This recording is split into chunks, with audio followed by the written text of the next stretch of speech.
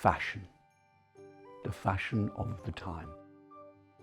Not what you'd expect to hear from a 13th century abbot, I imagine. Well, there are a certain number of our monks at Hyde Abbey who are as interested in their appearance as perhaps you are today. Although St. Benedict, whose rule we abide by, made it clear that one heavy robe for winter and a lighter robe for summer held in by a simple belt would suffice.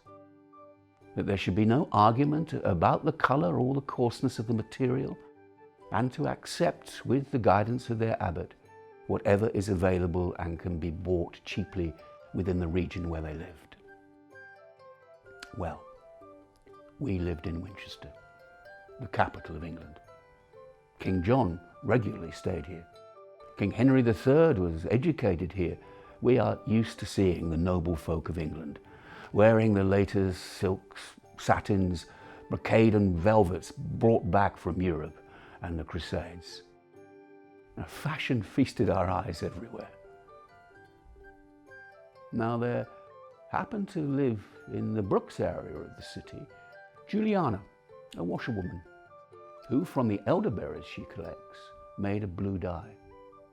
Thomas, a monk I'd known since my early days at the Abbey, asked permission if he could have his leather belt dyed that colour. It was a small adornment which I thought could do little harm.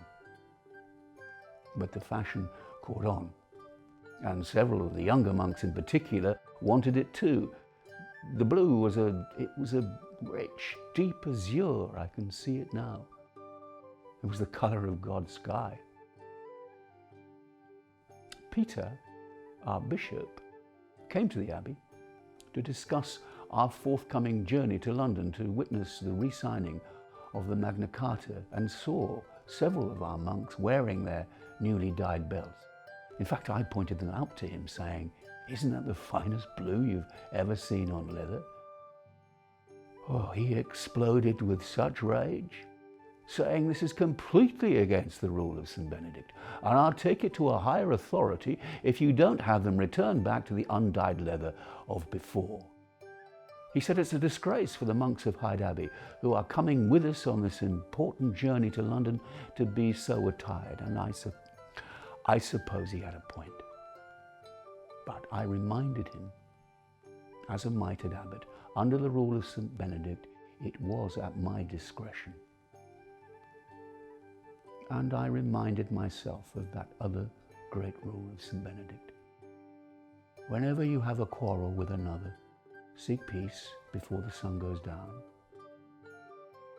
During our second jug of mead, he finally calmed, and I told him they wouldn't wear the belts on our journey to Westminster.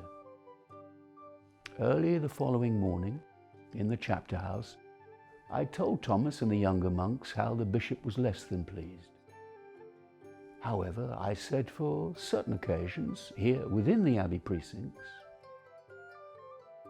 they could still wear blue.